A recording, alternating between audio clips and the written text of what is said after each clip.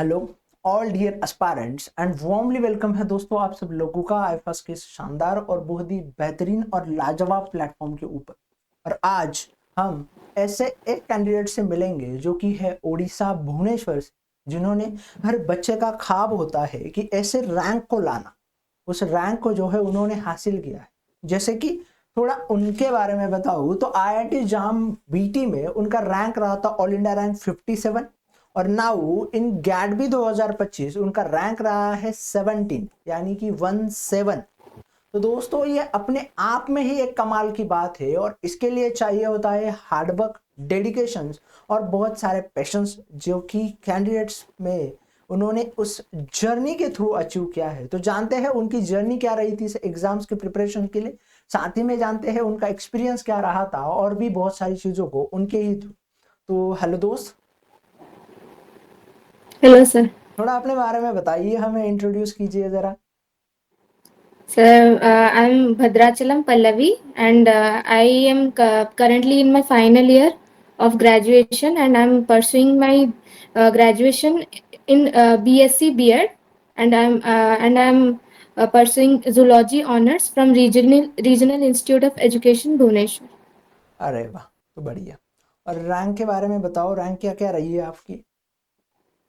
Sir मेरी GAT B में all India rank 17 है general category, and IIT JAM में all India rank 57 in biotechnology, and I have also appeared for GATE XL in which I have secured All India rank 282, and in CUET PG Zoology All India rank 17. ओ भाई, इतने बढ़िया और इतने सारे exams में qualification, पहले तो पूरा एफएस फैमिली की तरफ से आपको कॉन्ग्रेचुलेट करना चाहूंगा। जी सर, थैंक यू सर। अब मुझे ये बताइए कि सबसे पहली बार मन में ख्याल कब आया था कि इन एग्जाम्स को प्रिपेयर करना चाहिए, इन एग्जाम्स की प्रिपरेशंस की शुरुआत की थी?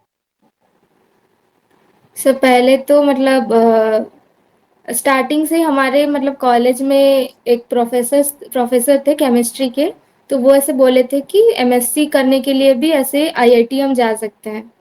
तो उससे मैंने स्टार्ट की थी प्रिपरेशन जैम के लिए। बाकी एग्जाम्स के लिए मैंने उतना आइडिया नहीं था। फिर भी जब प्रिपरेशन किया तो सारे एग्जाम के क्वेश्चन मैंने किए थे। तो उस हिसाब से मेरे ऑलमोस्ट जैम के प्रिपरेशन से ऑलमोस्ट सारे एग्जाम्स का प्रिपरेशन हो गया। तो मतलब मैंने 1 साल पहले ही, लगभग 1 साल भी नहीं, लगभग 6-7 महीने अच्छे से प्रिपरेशन किया और फिर हो गया। अब मुझे ये बताइए कि आपकी एजुकेशनल जर्नी क्या रही है बचपन से, मतलब आपने इतनी मल्टीपल एग्जाम्स को क्वालिफाई किया है, तो थोड़ा बताओगे अपनी एजुकेशनल जर्नी के बारे में?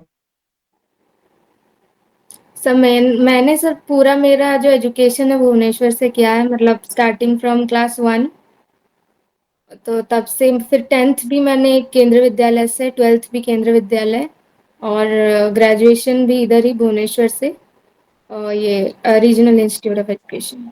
ओके, तो यहाँ से आपने सारे जो है अपने एजुकेशंस को कंप्लीट किया और फिर आप शुरुआत की आपने इन एग्जाम्स के लिए पढ़ना, जैसे कि आईआईटी जाम के लिए सबसे पहले शुरुआत रही थी आपकी। जी अब मुझे ये बताइए कि फिर उसके बाद मतलब कैसे पढ़ते थे, आपका रूटीन कैसा था? सर रूटीन मतलब मेरा मतलब कॉलेज शेड्यूल जो था वो काफ़ी हेक्टिक था, मतलब वो पूरा 9 to 5:30 रहता है। तो उस बीच में स्टार्टिंग में मुझे बहुत प्रॉब्लम होता था कि हैंडल करने के लिए।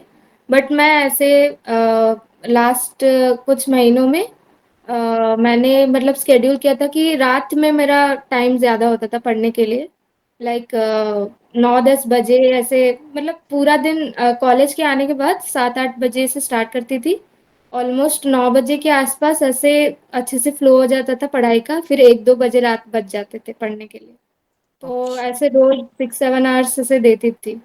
अरे वाह, मतलब आपने डेली 6 to 7 मंथ जो है अपने आप के डेली 6 to 7 आवर्स दिए हैं, तो जिसकी हाँ, बदौलत आपको पर इतना बेहतर। लेकिन बीच में एक फेज था हमारा इंटर्नशिप का, ट्रेनिंग, बीएड ट्रेनिंग था। तब मेरा थोड़ा ऐसे फ्लो बिगड़ गया था, फिर आने के बाद मैंने फिर रिस्टार्ट किया। कॉलेज सर थोड़ा मिस करना पड़ा, कॉम्प्रोमाइज हुआ था बीच में, फिर भी हो गया है। कोई ना, बढ़िया। अब मुझे ये बता दो कि फिर मतलब जब आप पढ़ते थे आईआईटी जाम के लिए बता दो, गैटबी के लिए बताओ, गेट के लिए, क्या अलग अलग पढ़े हो या एक साथ में, मतलब कैसे क्या था आपका? क्योंकि हर एग्जाम्स को मैं देखने जाऊँ तो अलग अलग उनके क्वेश्चंस पेपर है, अलग अलग उनका पैटर्न है, एग्जाम की डिमांड अलग है। तो फिर आपने मतलब क्या राज रहा आपका, वो सीक्रेट बताओ थोड़ा। सीक्रेट सर, सीक्रेट कोई भी एग्जाम के लिए सर पीवाईक्यूज होता है आई थिंक सर।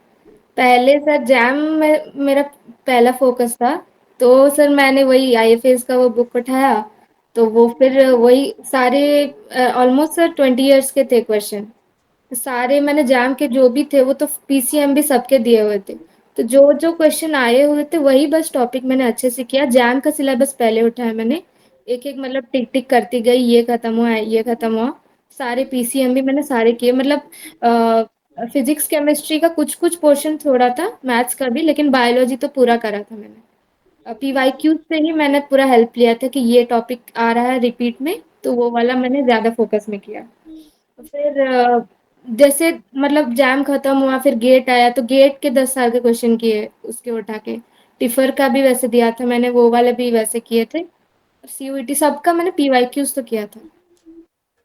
मतलब वही आईएफएस के बुक से मैंने सारे कर डाले थे, फिर वो बाकी में हेल्प हो गया अरे ऑलमोस्ट। बढ़िया।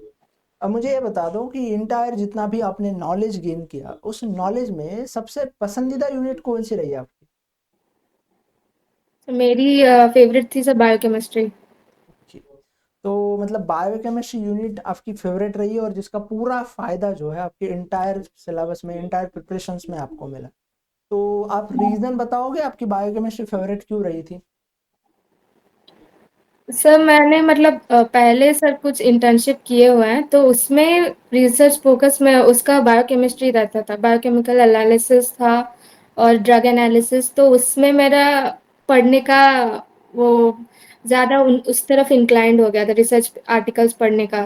तो फिर मैंने ऐसे लेनिंजर भी कुछ चैप्टर्स पढ़े, तो उस तरफ मुझे अच्छा लगने लगा था, क्वेश्चंस भी सॉल्व किए तो बन रहे थे अच्छे से। ओके। और मुझे ये बताइए, थोड़ा मैं आगे बढ़ता हूँ और आपसे एक सवाल पूछता हूँ कि कौन सी यूनिट ऐसी रही कि जिस यूनिट से आपको दिक्कत रही, प्रॉब्लम्स रहे?